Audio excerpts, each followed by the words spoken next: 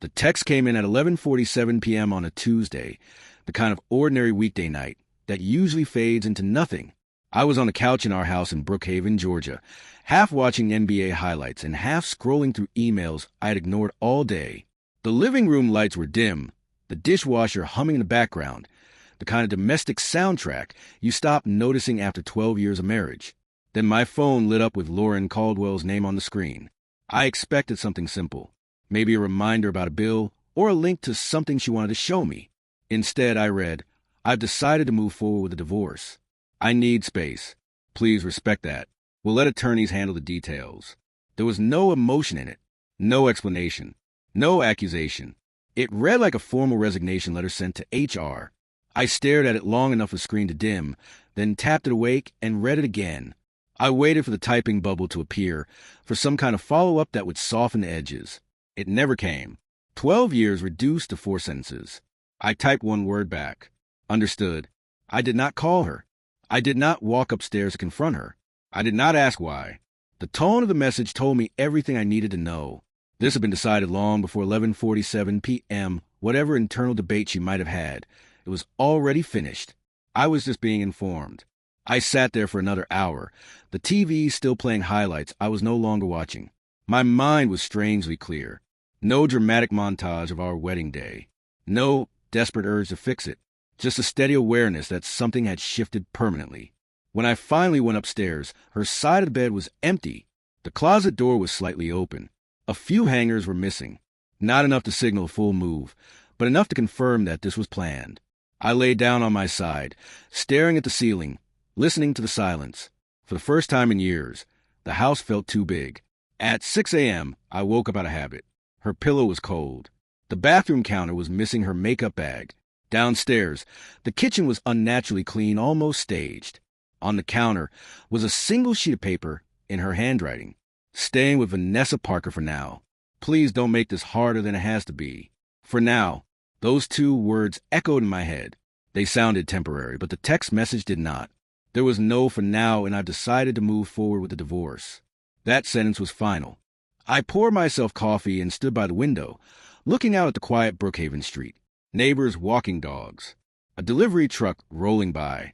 The world moving forward like nothing had happened. I gave myself 10 minutes to feel it. I set a timer on my phone, not because I am heartless, but because I know myself. If I let emotion take over, it would consume the entire day. In those 10 minutes, I felt the shock settle into my chest. I felt the anger flicker in short bursts. I even felt something close to relief, a quiet acknowledgement that the tension that had been building for months no longer needed to be analyzed. The decision had been made.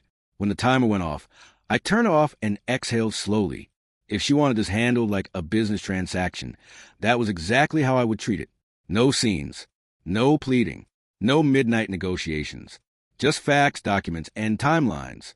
I went upstairs, opened my laptop, and started making a list: assets, accounts, mortgage details, insurance policies. If this was going to be reduced to attorneys and paperwork, then I would approach it the same way I approach any negotiation: calm, precise, detached. Whatever had ended at 11:47 p.m. was not going to take the rest of me down with it. By 7:15 a.m., I was already in motion. The coffee was still too hot to drink, but I had my phone in my hand and Martin Hayes' number on the screen. I had hired him once before for a contract dispute, and I remembered 2 things about him. He did not waste time, and he did not lose. I left a concise voicemail explaining that my wife had sent a text announcing her decision to move forward with divorce, and that she had voluntarily left the house. No emotion, just facts. He called back at exactly 9:02 a.m. His voice was calm, almost clinical. His first words were not sympathy or surprise. He said, "Do not delete that text and screenshot everything. Back it up to the cloud. Email it to yourself. Documentation is leverage." He explained that her message established intent and voluntary departure from a marital home, which could matter depending on how things unfolded. Hearing it framed that way shifted something in me. This was no longer about feelings. It was about position. At 10:30 a.m., I was sitting in my car outside our bank, reviewing numbers on my phone before walking in. Our joint savings account held $126,480. I stared at that figure longer than I expected to. That number represented years of work, planning, vacations postponed, bonuses saved instead of spent. I did not drain it. I did not try to be clever. I transferred exactly $63,240 into a new personal account under my name only. Half. Clean. Documented. Transparent. Then I logged into payroll and rerouted my direct deposit to the new account. The confirmation email felt heavier than it should have. By noon, I was standing in my driveway while a locksmith rekeyed every exterior door. The metallic clicks echoed to a quiet afternoon like small, deliberate decisions. I reset the garage code to a sequence only I would recognize. Inside, I logged into the router and changed the Wi-Fi password. I signed out of every streaming account, every shared device, every app connected to the television. It was not dramatic. It was methodical. Each step was a quiet acknowledgement that access had changed. At 2 p.m., I called HR from my office with the door closed. My voice was steady as I explained that my marital status was in the process of changing and that I needed to update my benefits. I removed Lauren from my health insurance effective immediately within the bounds of policy. I changed the beneficiary on my life insurance to my sister Megan Caldwell. I updated every emergency contact form in the system. The HR representative asked if everything was okay. I told her I was handling it. Throughout the day, my phone remained silent. No messages from Lauren. No attempt to negotiate the tone of the night before. The house felt different when I returned that evening. Not emptier, just clearer. The locks were new. The passwords were new. The accounts were separate. The structure of my life had shifted in less than 14 hours. Was it cold to move that quickly? Maybe, but she had not sent a message filled with hesitation or confusion. She had not asked to talk.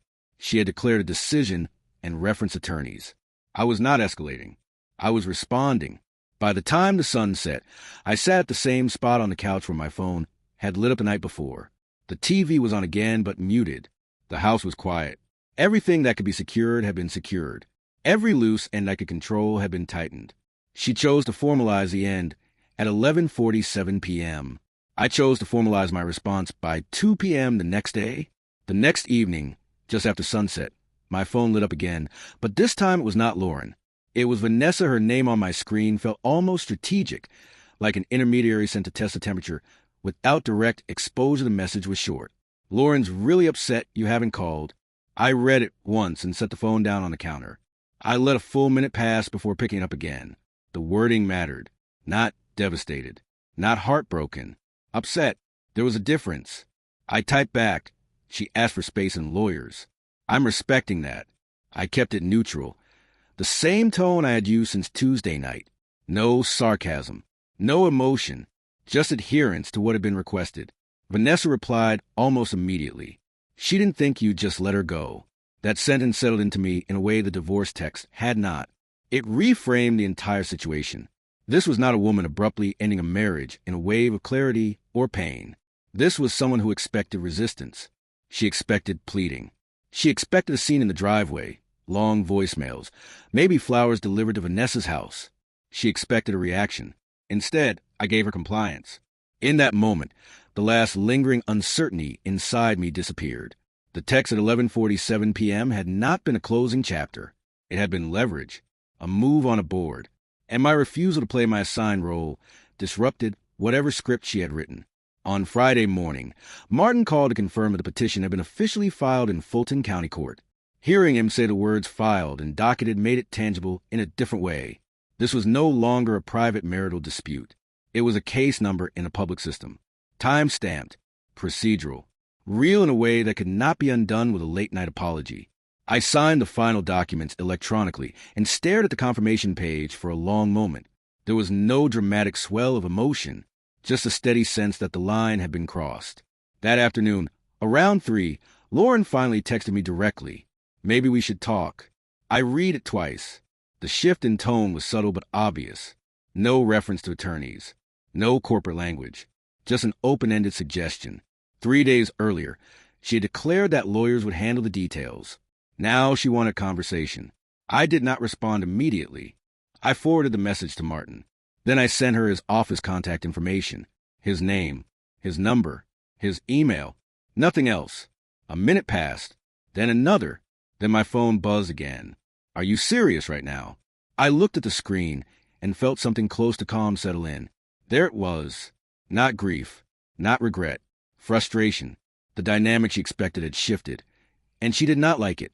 I typed back, "You said lawyers." No punctuation beyond the period. No elaboration. No hostility. Just a mirror held up to her own words. After that, silence. No follow-up. No accusation. No attempt to soften the edges. The absence of noise was louder than any argument could have been. I set the phone down and walked to the house slowly, taking in the quiet. The new locks. The updated codes. The empty closet space upstairs. For the first time since Tuesday night, I understood the power of doing nothing beyond what was asked. She wanted distance. She wanted attorneys. She wanted formality. I gave her exactly that. And the silence that followed told me more than any emotional confrontation ever could. Saturday afternoon, just after 3, I heard the faint metallic rattle of a key in the front door. It was not aggressive, just the instinctive twist of someone expecting routine to still apply. I was in the kitchen when it happened. I did not rush. I walked the foyer at a normal pace and listened as the key turned once, stopped, then tried again. The lock did not budge. A few seconds later came a sharper turn, followed by the soft thud of the handle being tested. Then her knuckles hit the door. I opened it, but I did not step aside. Lauren stood there in jeans and a loose sweater, sunglasses pushed up on her head like she had just run a quick errand. For a moment, neither of us spoke. She glanced down at the handle, then back at me. "You changed the locks," she said, and it was not outrage in her voice. It was disbelief. "You moved out," I replied evenly. She exhaled sharply and shifted her weight from one foot to the other. "I just needed space," she said, as if that clarified everything. "You said you were moving forward with divorce." I answered. She frowned slightly, the way someone does when a technicality is being enforced in a way they did not anticipate. "I haven't filed anything yet," she said. "It was just a text. Just a text." I looked at her for a long moment, not angry, not amused, just steady. Words matter, especially documented ones. "You reference attorneys," I said. "I'm proceeding accordingly." The air between us felt thinner than usual, like the oxygen had been reduced. She glanced past me into the house, taking in the hallway, the staircase, the familiar space that now felt like a boundary line. "Can I come in?" she asked finally, softer now. "No." The word was not raised. It was not defensive. It was simply firm. "If you need to retrieve personal property, you can coordinate through attorneys," I said. "I will make it available." Her jaw tightened at that. Attorneys again. The formality clearly irritated her. This was not the version of me she expected to encounter on the other side of that door. Then her phone buzzed. The reaction was instant. She broke eye contact mid-breath and looked down at the screen without hesitation. Reflexive. Automatic. Her thumb hovered for a fraction of a second before she checked the notification. Whatever she saw changed nothing on her face, but the speed of the movement stayed with me. It was a kind of unconscious priority you do not fake. She slipped the phone back into her hand instead of her pocket, holding it loosely as we stood there. The porch felt smaller than it ever had before. A car passed on the street behind her, slow enough to register the scene. "You're really doing this," she said quietly. "You started this," I replied. She opened her mouth like she was going to say more, then stopped herself. The silence stretched. Wind moved lightly through the trees, lining the driveway. Somewhere down the block, a lawn mower started. She did not leave immediately. She stood there on the porch for 15 minutes. I closed the door after a while, not slamming it, just ending the conversation. Through the side window, I could see her still standing there, checking her phone repeatedly, typing something, stopping, typing again. Each time it buzzed, she looked at it instantly. Eventually, she walked back to her car. She paused before getting in, looked at the house one last time, then drove away without honking, without waving, without another knock. The new lock clicked softly when I turned again. The house was quiet. 2 weeks into the discovery phase. The emotional haze was gone, and everything became numbers, timestamps, and line items. Martin's office sent over preliminary financial disclosures, and I sat at my desk late that night with a spreadsheet open and a legal pad beside me. At first it was routine, credit card statements, recurring charges, nothing out of the ordinary. Then I saw Nashville. The Cumberland Grand Hotel, $1,120. Riverfront Suites, $980. Both listed as weekend stays. Upscale restaurants I had never heard of, wine bars with 4-digit totals. Boutique clothing stores with charges that did not resemble anything in her usual spending patterns. Airline tickets booked on Fridays and returning Sundays. Every single one of those dates aligned with weekends. She told me she was visiting her sick aunt in Birmingham. I pulled up my calendar and cross-referenced the dates. I remembered specific conversations. I remember her standing in the kitchen saying she felt guilty she could not visit her aunt more often. I remembered her packing lightly, saying it was just a quick trip to check in and help out. I remembered transferring money into the joint account without thinking twice, because family emergencies were not something you questioned. The total from our joint funds over those 9 weeks came to just over $11,700. Not scattered expenses, not accidental, concentrated, deliberate spending tied to a single city. Then the phone records came in. 412 text messages exchanged over 9 weeks with numbers saved under a man's name I had not seen in years. Blake Donovan. The name hit me immediately. Old college photos surfaced in my memory. Tailgates and graduation parties where he stood slightly to the side, ambitious even back then, always talking about building something big. I searched him online to confirm what I already suspected. Blake Donovan, founder of a Nashville-based tech startup that had recently been acquired, valuation reported around $150 million. The press releases were dated July. Lauren's first Nashville trip was in August. The timeline was not subtle. His company's sale went public. The financial windfall became known, and within weeks, she was flying to Nashville under the cover of family illness. 412 messages in 9 weeks is not casual. That is daily communication. That is coordination. I scrolled through the call logs and saw patterns. Late-night exchanges, early morning messages, gaps in our own text history on the same days. There was no single explosive piece of evidence, no dramatic confession, just a trail of data that aligned too cleanly to ignore. I leaned back in my chair and stared at the ceiling for a long moment. The locked door, the insistence that it was just a text, the surprise when I did not chase her, the reflexive way she checked her phone on the porch. Every piece began fitting together with mechanical precision. This had not been a spontaneous need for space. It had been a transition plan. The money mattered legally. The deception mattered personally. Using joint marital funds for undisclosed travel tied to another man during the months leading up to a divorce, filing was not just emotional betrayal. It was financial misconduct. I printed the statements and organized them by date. Hotel charges grouped together. Airline receipts highlighted. Restaurant totals circled. The phone records clipped to the back. Coincidence did not survive under that level of detail. By the time I closed the folder, the narrative was no longer blurry. It was structured. July, acquisition announcement. August, first Nashville trip. September and October, escalating communication. Late October, 11:47 p.m. text message declaring intent to move forward with divorce. Not even close to coincidence. By the time the full message logs were compiled and organized, the story did not require interpretation. It unfolded in plain text, time-stamped and unemotional. Lauren initiated the reconnection. The first messages were casual, almost nostalgic, referencing college memories and mutual friends. But the tone shifted quickly. Within days, she was asking if he was single. She asked about his new condo in Nashville, about the view, about the kind of lifestyle he was living now. There was curiosity in her wording that went far beyond catching up. He answered confidently at first. The responses were polished, controlled, the kind of communication you expect from someone who just sold a company for 9 figures. He mentioned travel, investor dinners, his new place downtown. She leaned into it. By early September, her messages started containing phrases about feeling stuck, about evaluating what she really wanted, about making changes in her marriage. Reading that line was different than seeing a hotel charge. Making changes, not working on things, not struggling, making changes. It carried intent. On October 3rd at 9:14 p.m., there was a message that tightened everything into a single thread. She wrote to him, "I told Ethan tonight." That was the night of 11:47 p.m. He responded 6 minutes later. "Are you already separated?" Her reply came at 9:23 p.m. No, there was a pause in the exchange after that. Not seconds, not minutes, nearly an hour. Then his message arrived at 10:11 p.m.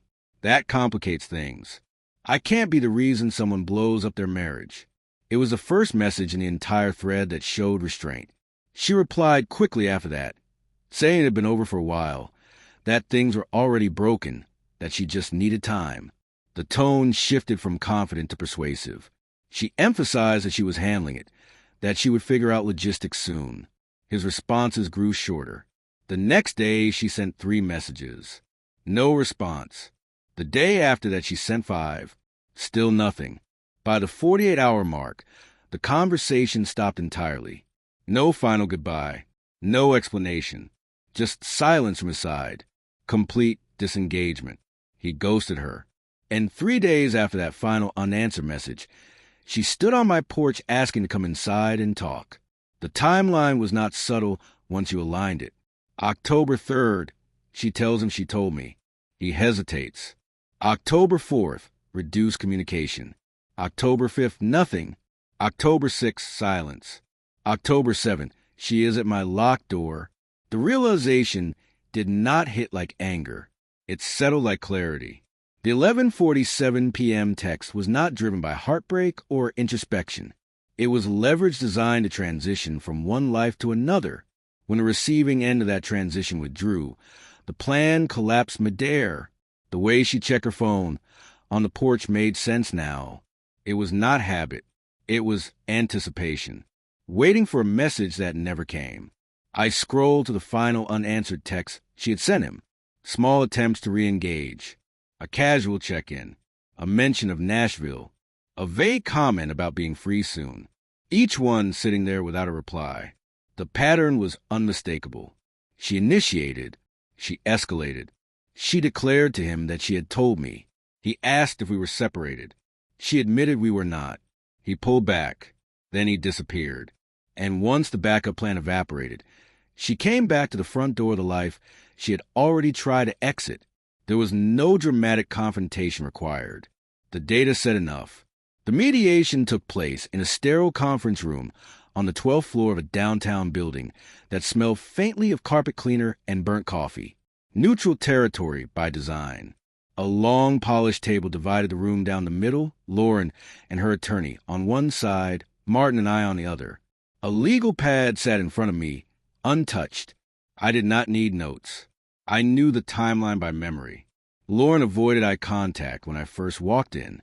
She looked composed, professionally dressed, posture straight, but there was a tension in her shoulders that had not been there in our kitchen weeks earlier.